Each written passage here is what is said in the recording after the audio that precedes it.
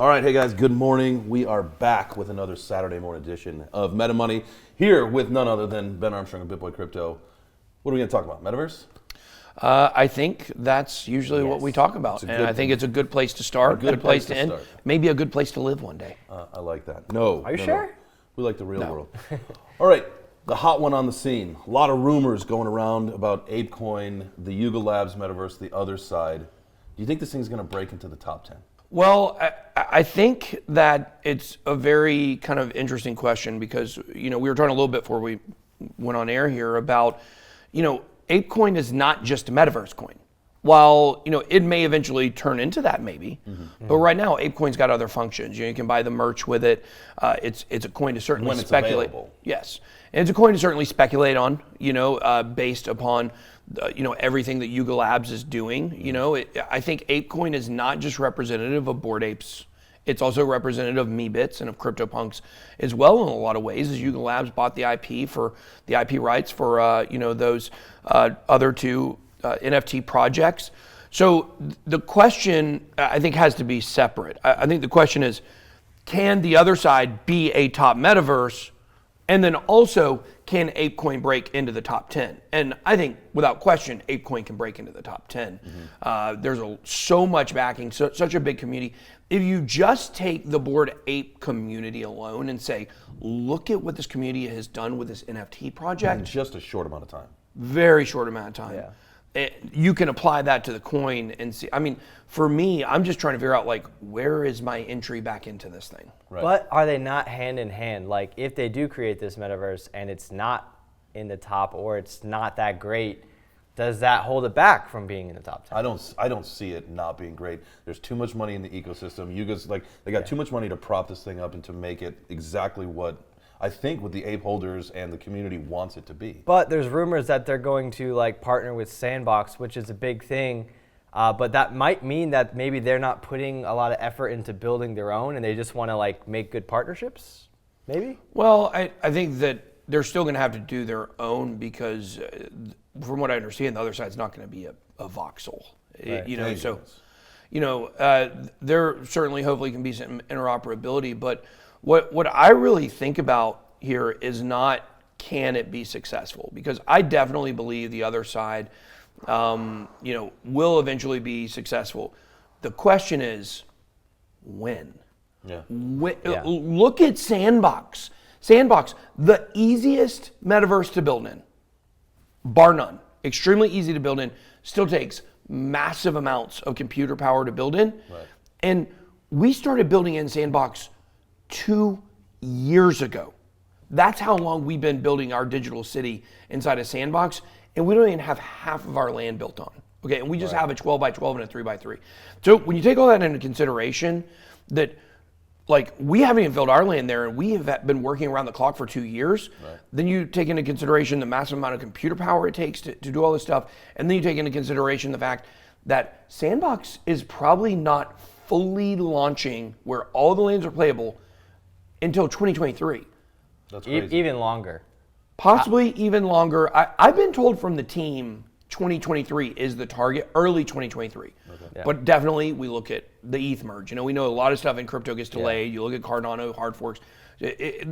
Everything usually takes longer than you expect it to.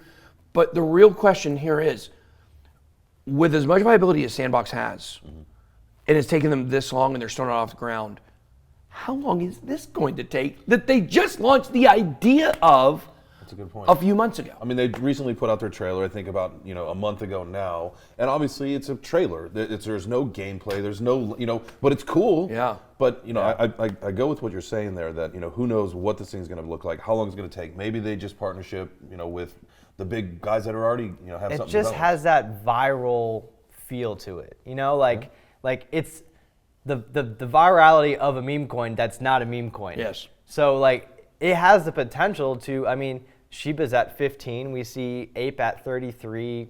What, Sand, you said at 41. So these are all over the place. If Shiba's at 15, ApeCoin can get in the top 10, right? But all right, can we talk about something real quick? I just want to get y'all's thoughts and opinions on this. Yeah. Obviously, a Shiba Inu is a dog. right? Yes. We do know Shiba Inu is a dog. It's a pretty docile dog. I don't think of that as an attack dog. But if we were to like apply Shiba Inu versus ApeCoin, what do you think a good matchup would be in real life? Like, do you think a German Shepherd versus an orangutan? No, it'd be a Shiba versus a ape. Well, I know a Shiba would obviously get killed Get by an destroyed. ape, but Yeah, I'm the saying, apes- I think that's how it's going to go in the. could a in the German real life. Shepherd hang with an ape? No. What, Well, level, maybe- what Hey, what is it level of ape could a German Shepherd hang with? A Orangutan? a capuchon? A trained German Shepherd, you know, Yeah, maybe. You yeah. see what I'm saying? Military- a trained German military Shepherd. trained. Yeah. Like, I mean, obviously, like, it couldn't take a gorilla, because a gorilla, even if the thing's biting it, it would just grab it and break its neck and kill it, right? An orangutan, a little bit smaller, would have a harder time getting that Depends hand on the around environment, What too. about a baboon? Those are the ones with the blue butts, right? Yeah. A baboon, I think that could be. Man, baboons, they just look so mean, though. Especially when they got like the neck. Fur. I think baboon. I think you're the bottom line ape that a German Shepherd trained could defeat would be an orangutan. I think it would be a close match. You guys, this is where you get the best. All of the best alpha Yeah. on the metaverse right here. Absolutely. I think that's a very important conversation to have. Last question. Are metaverse projects like bear market resistant? No, there's no such thing as a resistant bear market project. Okay. We've had some outliers in the past. If you look at Chainlink from 2018, 2019, absolutely ripped.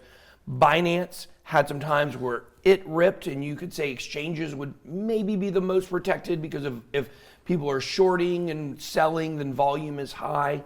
But even Binance retraced greatly before going back up in the bull market. So in my opinion, I do think there is an argument to make that Sandbox could be somewhat resistant to the bear market, because if it truly launches in 2023, like let's just say that it does, fully launch, full world, Sandbox getting handed out as rewards, people using Sandbox in an economy, people exchanging it back and forth, I think it does have an opportunity to possibly, I would still lean towards no, but I've said the two coins that I've looked at for this year, regardless of the market, is FTT for FTX token, kind of along the same lines as Binance in 2018, 2019. The idea additionally is that with FTX, they should be rolling out leverage trading for Americans this year, which could be really big. And then of course, when you do look at Sandbox, and when you look, they are the most far, developed metaverse out there at this moment with the most use, even though it's not fully launched, there's a chance. ApeCoin, I would say, definitely also has a chance, but nothing to do with the metaverse, just because of the hype behind this. Yeah. And I've said for a long time that we cannot apply past bear markets to the NFT world. It's too new. It's inexperienced. Yes, I've always said NFTs are going to run on their own cycles. It has nothing to do with the Bitcoin halving or the markets. It's about supply and demand and utility. And so because of that, like ultimately the answer to your question is no, I do not believe there is a resistant niche out there. I would say Sandbox itself has a chance to resist, and I would say ApeCoin has a chance. Certainly not like Decentraland or any of these other, metaverse projects. They'll probably go down significantly in the bear market. Speaking of chances, this is now your chance to like and subscribe to MetaMoney. Thank you for joining us, and we'll see you next week. All right.